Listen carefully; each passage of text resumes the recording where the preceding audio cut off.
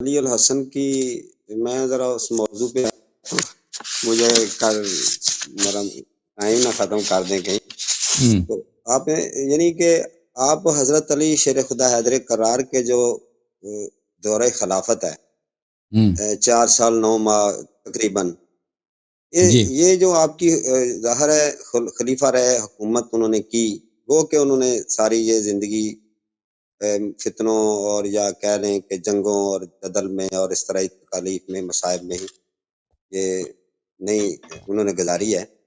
تو انہوں نے جو حکومت کی ہے آپ اس کو کس نظر سے دیکھتے ہیں کہ یہ حکومت اسلامی یعنی کہ کیا ان کے آپ کے نزدیک کیا ہے وہ خلافت بالکل پوری خلافت ان کی خلافت ان کی حکومت اللہ کی حکومت ہے, رسول صلی اللہ علیہ وسلم کی حکومت ہے, شرعی حکومت ہے, اس سے زیادہ شرعی حکومت کوئی ہے. ہو نہیں ہو اب سکتا. یہاں سے لیکن یہ ہے کہ وہ اپنے حکومت میں تنہا تھے. امیر المؤمنین علیہ الصلوۃ والسلام کے خلاف بغاوتیں بہت تھیں, خیانتیں بہت تھیں, غداریاں بہت تھیں, ہر صوبے میں بغاوت تھے ان کے خلاف.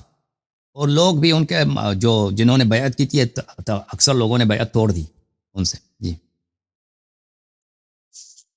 تو آپ نے علی الحسن سے گفتگو کرتے ہوئے کہا کہ اسلامی حکومت کے احکام نہیں ہے. جب ہمارے سامنے حیدر کرار علیہ السلام کا اسوہ موجود ہے, آپ کہتے ہیں اسلامی حکومت کا قیام کیسے ہو, کیسے کر سکتے ہیں؟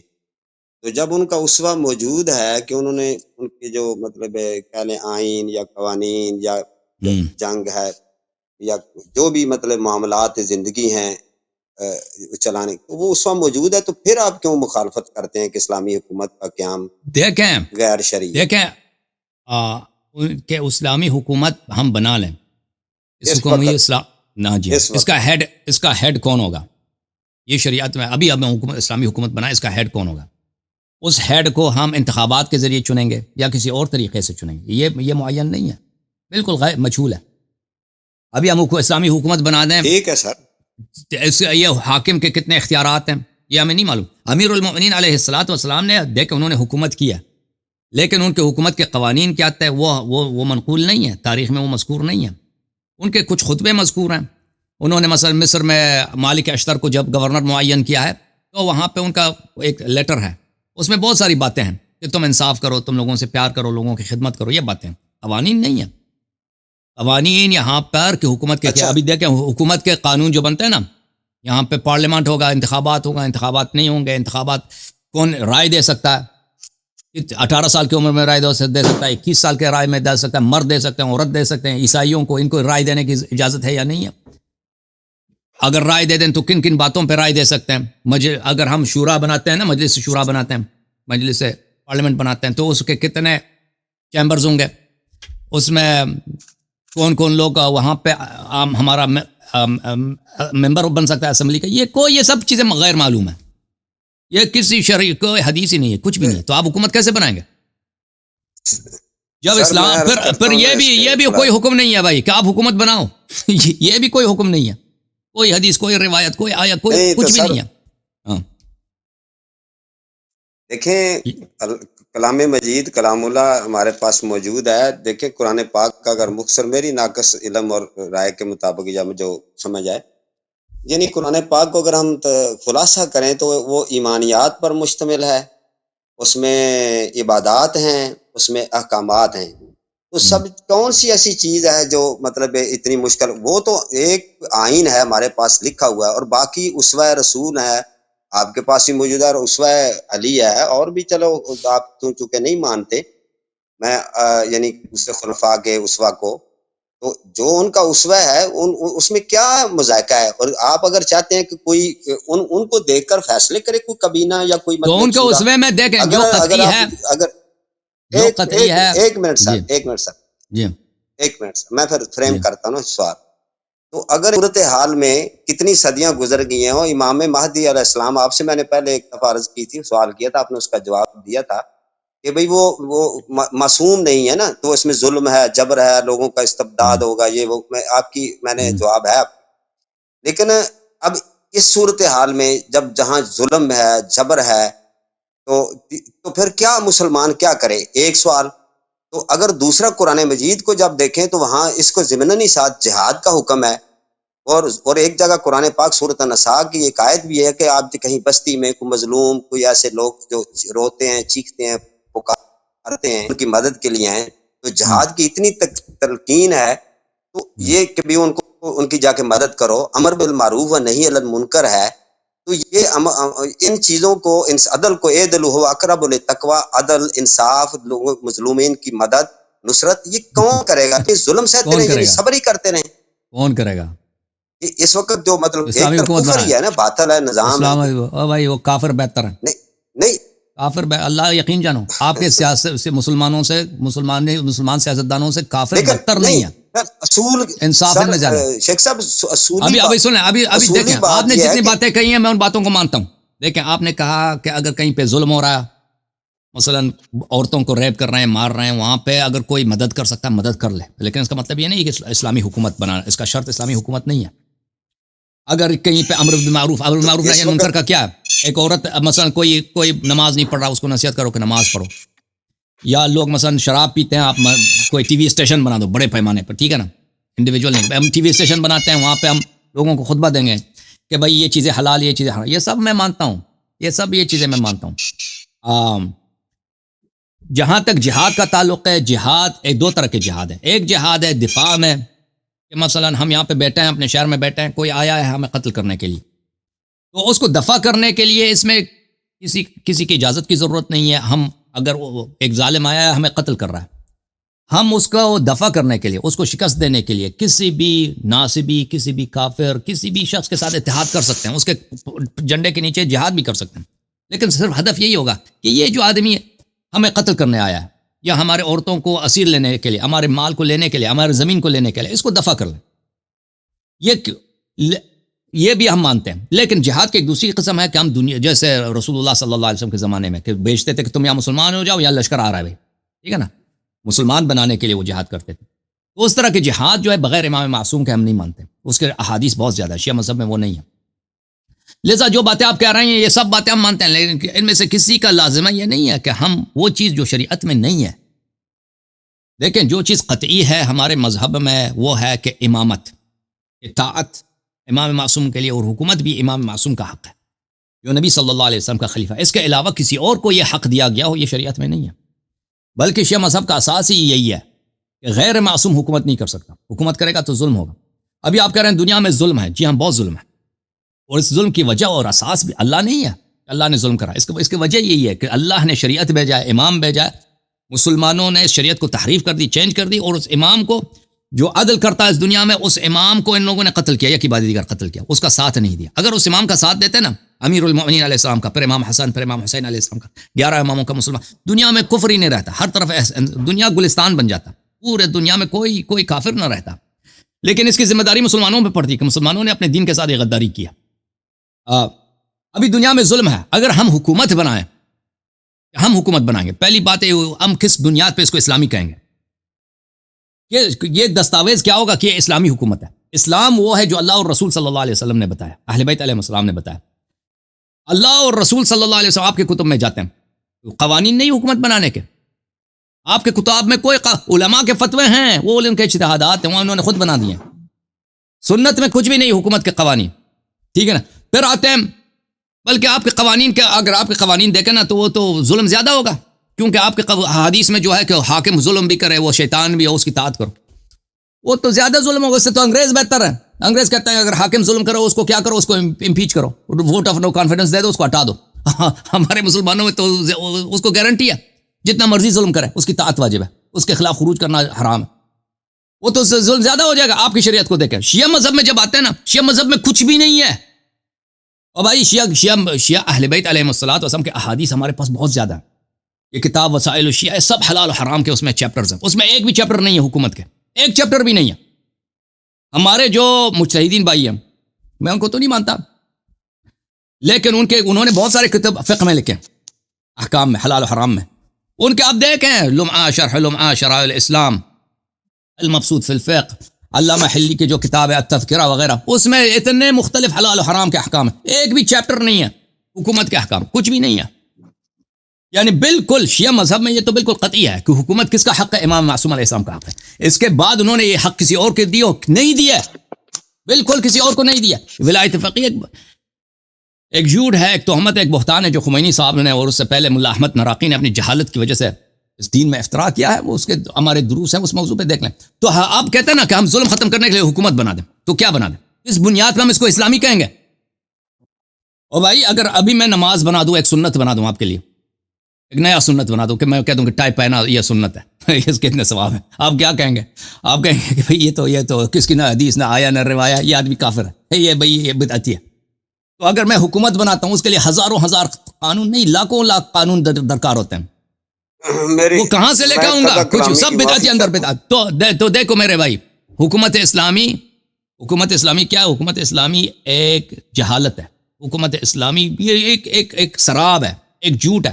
اور پھر اس وعدے کے ساتھ دیکھو, یہ وعدہ ہے دیکھو ان لوگوں کا کہ ہم حکومت اس لیے بنائیں گے کہ دنیا یا اپنے ملک میں یا یہاں پہ ظلم کمتر ہو. او بھائی اللہ آپ کا بھلا کرے. ظلم کمتر چاہتے ہیں, انگریزوں کو واپس لے کے آؤ. صحیح بات یہی ہے, ظلم واپس, کیونکہ مسلمان ظلم نہیں کرے گا. ہاں ظلم کمتر دیکھو, ہاں کافر بہتر ہیں یہ مسلمان. اب مولوی سب سے زیادہ جو لوگ آپ پہ جو ظلم مولوی آپ پہ کرے گا نا, جو قساوت کے ساتھ, یہ چاہے شیعہ مولوی چاہے عمری مولوی, ان کے ضمیر میں تو رحمت ہے ہی نہیں ہے. ان لوگوں میں جو لوگ, آپ نے داعش کی حکومت دیکھی ہے, 2 سال انہوں نے حکومت کی موصل عراق میں. انہوں نے جو اسلام کو انہوں نے بدنام کیا ہے, پیغمبر صلی اللہ علیہ وسلم, قرآن کو پوری دنیا میں, یا طالبان کی جو حکومت ہے, بچیاں جو ہے اسکول نہیں جا سکتی. اب بھائی انہوں نے جو اسلام کے نام پہ وہ, ابھی دیکھو میرے بھائی, یہی لوگ جو ہاسپٹل میں سوسائڈ بامبنگ کراتے ہیں, اب یہ کس ضمیر میں, یہ کون سے, یہ لعنت ہے ایسے جہاد پر. میں تو آج سے کافر ہوں بھائی, مجھے نہیں چاہیے ایسا اسلام, ایسا پیغمبر, ایسا قرآن نہیں چاہیے جس کا یہ ہے کہ تم ہاسپٹل میں جا کے تم یا بچوں کے اسکول میں جا کے تم سوسائڈ بامبنگ کرا دو. تو میرے بھائی یہ جو کہتے ہیں کہ ہم ظلم, او بھائی یہ صرف شہوت ہے. یہ جو کہتے ہیں کہ ہم ظلم کے خاتمے کے لیے اسلامی حکومت بناتے ہیں, یہ صرف ایک شہوت ہے حکومت کرنے کی.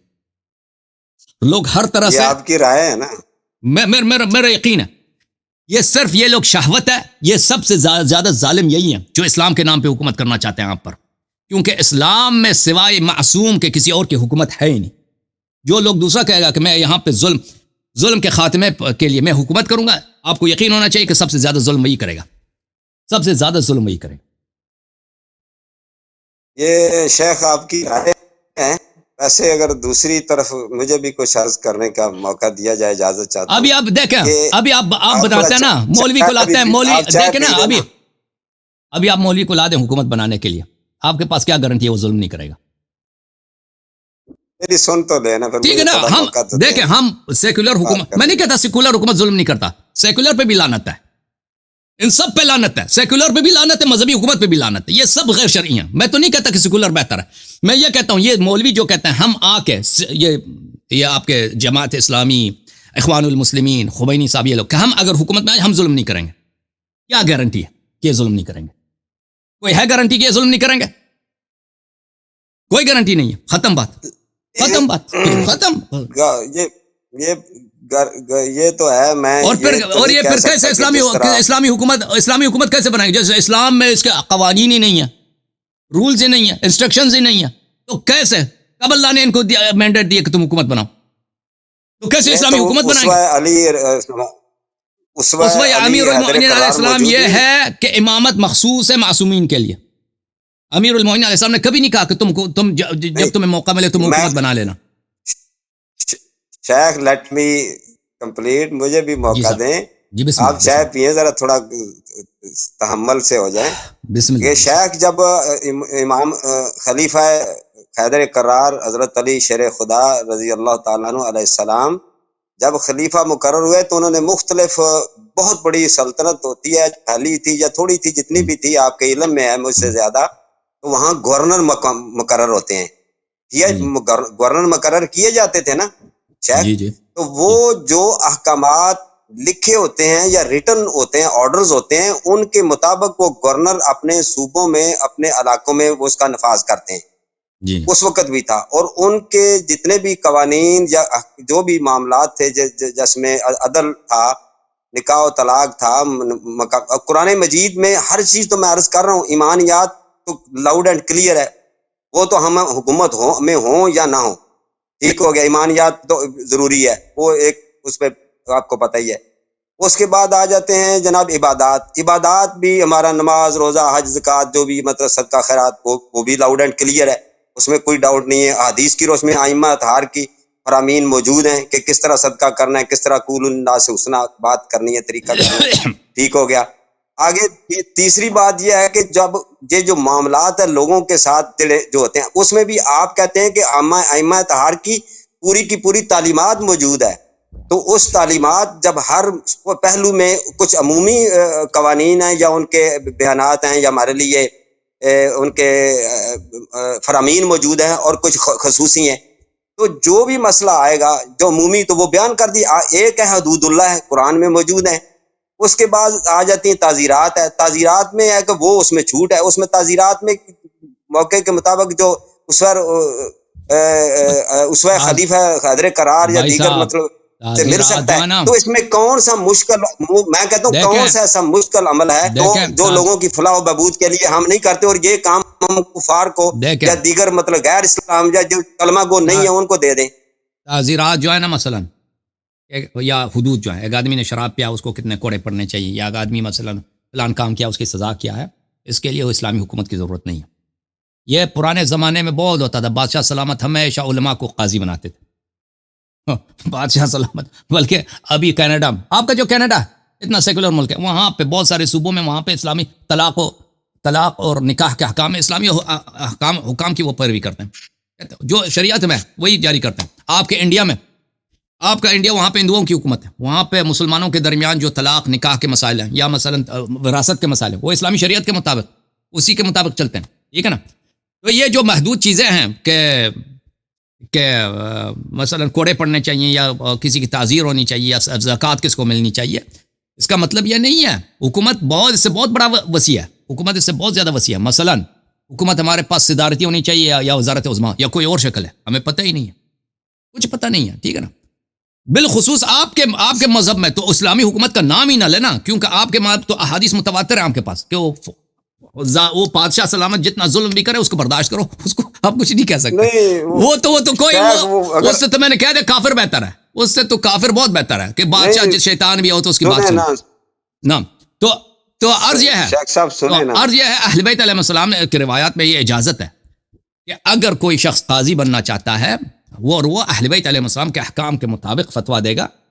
وہ پرانے زمانے میں بہت ہوتے تھے ایسے علماء ہوتے تھے، مثلا شیخ حر عاملی رحمۃ اللہ علیہ، وہ صفویہ کے دربار میں قاضی القضات تھے، وہ اپنے احادیث کے مطابق مثلا کوئی نکاح کا ہے، طلاق کا مسئلہ ہے، یا کوئی وہ چوری کیا کسی نے، اسی کے مطابق وہ فیصلے سناتے تھے۔ علامہ مجلسی رحمۃ اللہ علیہ، بہت سارے لوگ تھے اس طرح۔ اس کو ہم منع نہیں کرتے، لیکن اس کا مطلب یہ نہیں ہے کہ یہ اسلامی حکومت ہے۔ اسلامی حکومت اس سے بہت بڑا ہے، یعنی سب سے پہلے یہ ہوگا کہ حکومت کرنے کا حق کس کو ہے۔ سب سے بڑا لڑائی تو اسی پہ ہے نا کہ وزیر اعظم یا صدر کون ہوگا۔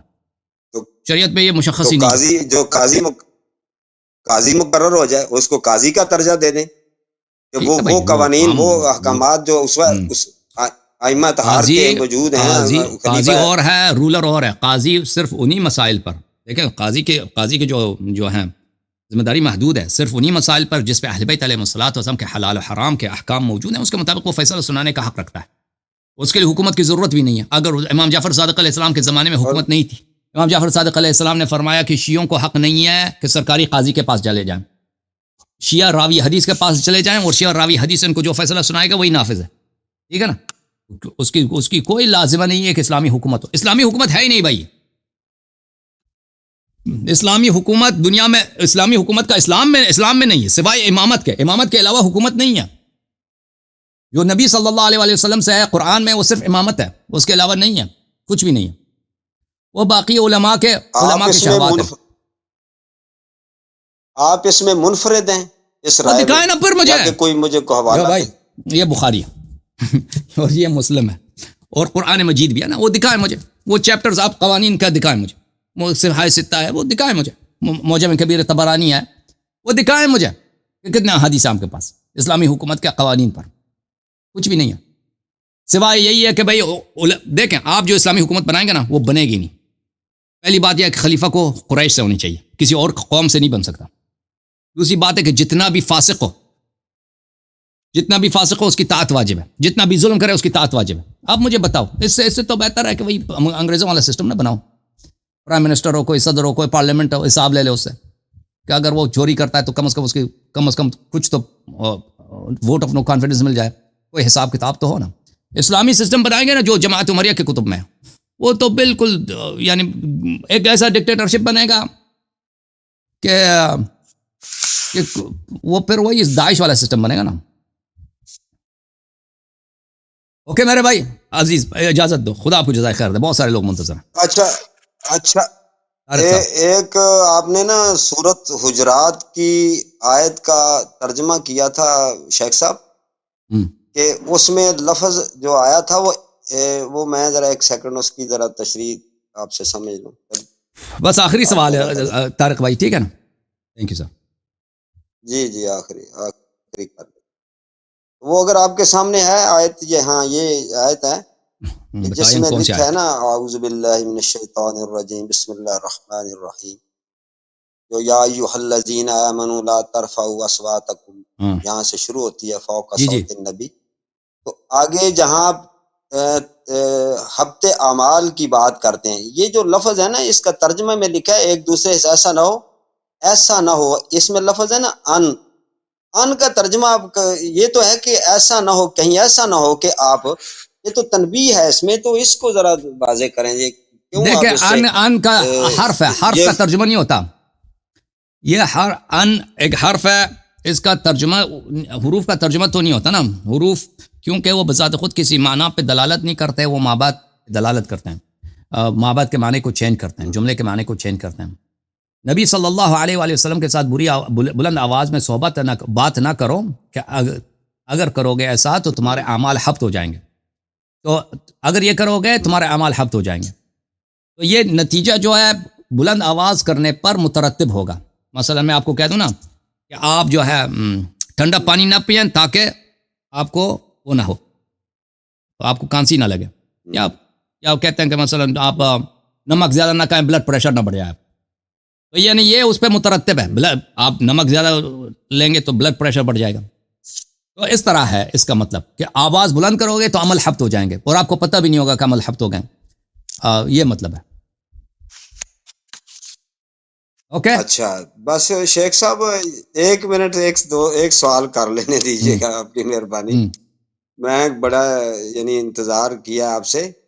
یہ جو آپ نا قیاس کے بارے میں، قیاس ہمارے ہاں ہے اہل سنت میں قیاس شرعی، یعنی کوئی ایسا کام ہو تو وہ قرآن سے ثابت ہو، حدیث سے، صحیح نص سے، تو اس سے ایسا ملتا جلتا کوئی کام آپ کو درپیش ہو تو اس پر عمل کرنا، ہم اس کو قیاس کہتے ہیں، تو آپ اس کی بھی نا رد کرتے ہیں۔ تو میں یہ جاننا چاہوں گا کہ یہ کوئی شرارتاً سوال نہیں، یہ معصومانہ سوال ہے کہ یہ جو بھینس کا دودھ ہے اور یہ جو گوشت ہے، یہ نہ قرآن میں ہے نہ ہمارے ہاں اہل سنت کے حدیث میں اس کا کوئی ذکر نہیں، وہاں بکری اور اونٹ وغیرہ کا قرآن میں ذکر ہے۔ تو آپ کے اہل تشیع مذہب میں یا مسلک میں، اور آپ قرآن و سنت کی روشنی میں اس پر کیا فرمائیں گے کہ یہ کیسے اس کو حلال ہم جانتے ہیں؟ کھاتے پیتے تو ہم سب لوگ ہیں۔ دیکھیں یہ بقر میں مجھے نہیں معلوم، ابھی ہو سکتا ہے ہمارے حدیث کیونکہ زیادہ ہیں حلال حرام کے مسائل میں، وہاں پہ مجھے بعید نہیں لگتا کہ وہاں پہ بھینس کی بھی حدیث ہو، لیکن اس کو بقر کہتے ہیں نا، یہ بھی بھینس جو ہے گائے کے اقسام میں سے، گائے کے بہت سارے اقسام ہیں، بہت سارے نسل ہیں، گایا جو ہے، کاؤ جو ہے نا، کاؤ کے مختلف اقسام ہیں، مختلف نسل ہیں۔ تو جب اللہ تعالیٰ نے بقر کو جائز بنا دیا، اب مجھے دیکھنا پڑے گا، لیکن ہم جو ہیں اس کو حرام سے بچیں۔ اس کو قیاس حرام ہے، اگر اس کو قیاس کرتے ہیں گائے کے، نہیں یہ قیاس نہیں، اگر دیکھیں اگر قیاس ہے تو یہ حرام قیاسی مسئلہ ہے شیخ، اس پر قیاس اگر کوئی چیز کسی چیز سے ملتا جلتا ہے نا، ابھی دیکھ آپ، ابھی ایک آدمی چور ہے، اس کا شکل آپ سے ملتا جلتا ہے، آپ کو پکڑ کے آپ کا ہاتھ کاٹ دیں، ٹھیک ہے نا؟ تو میں نے کئی دفعہ آپ سے سن لیا قیاس کرتے ہیں، قیاس کرتے ہیں۔ ابھی جو بھینس کی آپ جو بات کر رہے ہیں نا، کوئی ایسا ابھی مجھے نہیں معلوم وہ کوئی حدیث ہوگی اس کی، میں دیکھ لوں گا انشاءاللہ، مجھے یاد رہا تو میں دیکھ لوں گا، ٹھیک ہے نا؟ بفلو کا نہیں، ایک آپ کے ہاں کوئی ایسا نہیں ہے کہ کوئی ایسا مسئلہ ہو، کوئی درپیش ہو تو جو کسی قرآن کی صحیح نص میں بالکل نہیں. اگر کوئی چیز اچھا، اگر ایک ہم کوئی نے کہا کہ دیکھیں اگر ایک عام کیٹیگوری ہے نا، ایک اجازت دے دیں، ایک عام کیٹیگوری ہے، ایک عام کیٹیگوری ہے کہ اس کے اندر بہت سارے اقسام آ جاتے ہیں نا. اب مثلا بقر حلال ہے، بکری حلال ہے. اب بکری کے دنیا میں ہزاروں نسل ہوں گے، ٹھیک ہے نا. یا وہ مچھلی جو سمندر سے نکلتی ہے جس کی کھال میں فلس ہوتا ہے، اسکیلز ہوتے ہیں، وہ حلال ہے. اب اس میں ہزار کے مختلف اقسام آتے ہیں مچھلی کے، وہ سب حلال ہے. اگر وہ جنرل کیٹیگوری میں شامل ہے تو ایک قیاس نہیں ہے. اگر اس جنرل کیٹیگوری میں شامل نہیں ہے، اس سے ملتا جلتا ہے، یعنی یہ بذات خود ایک مستقل چیز ہے، اور وہ جو منصوص ہے وہ ایک مستقل چیز ہے، تو وہ قیاس حرام ہے، وہ قیاس نہیں کر سکتے. پھر وہاں پہ آپ وہ جو منصوص کا حکم ہے اس دوسرے پہ سرایت نہیں دے اللہ سکتے. Okay, thank you sir. Allah